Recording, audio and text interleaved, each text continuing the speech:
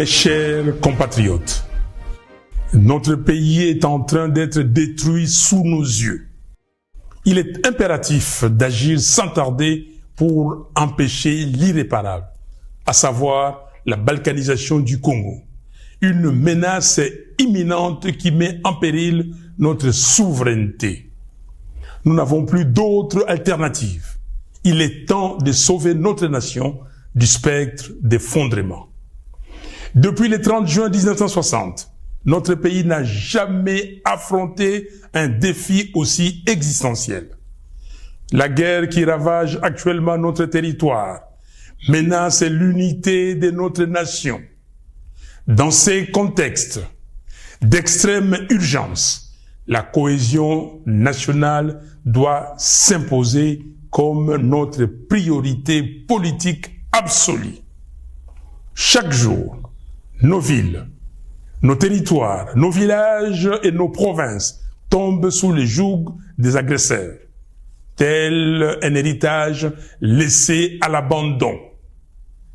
Combien de morts faudra-t-il encore pour que nous prenions pleinement conscience de l'urgence d'unir nos forces, de transcender nos divergences et de trouver une solution pour préserver les 2 345 410 km² de notre territoire.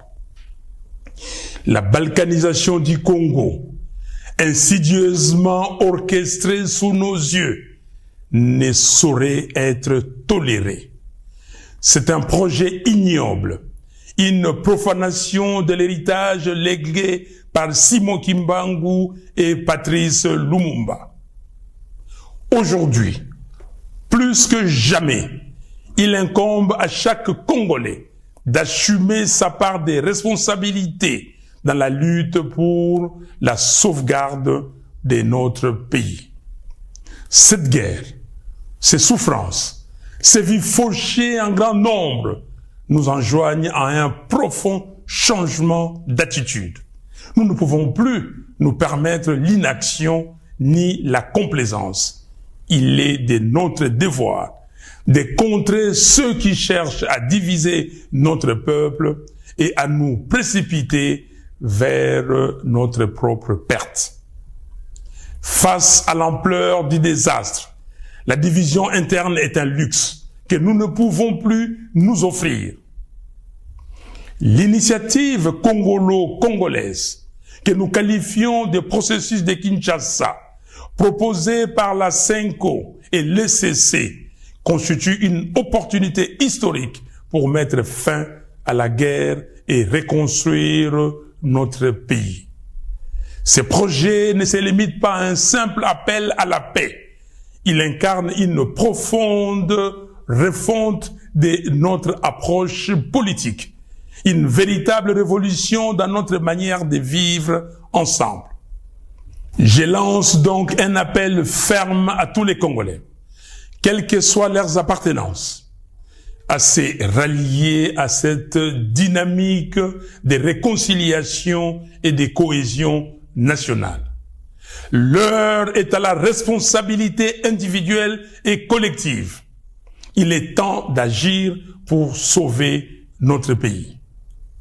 J'exhorte Corneille Nangaa à déposer les armes, à faire prévaloir l'intérêt supérieur de la nation, en pensant à l'intégrité de notre territoire national et surtout à reconnaître les droits inaliénables à la vie de ses frères et sœurs. J'en appelle à Joseph Kabila afin qu'il se remémore tout ce que le Congo lui a donné et qu'il s'engage résolument en faveur de la paix. J'invite Félix Tshisekedi à mesurer l'ampleur du désastre qui accable notre pays et à soutenir sans réserve l'initiative des évêques de la CENCO et des pasteurs de l'ECC. J'encourage enfin l'ensemble des responsables religieux à s'unir derrière ces processus salvateurs pour notre nation. C'est une catharsis. Mes chers compatriotes, il est impératif que nous agissions sans délai pour mettre un terme à la guerre, stopper les massacres des Congolais, en finir avec les déplacements forcés de nos concitoyens, restaurer l'intégrité de notre territoire et alléger les souffrances de notre peuple. Il est temps de replacer notre nation sur la voie du développement, du progrès et de la dignité. Que Dieu bénisse le Congo et son vaillant peuple. Je vous remercie.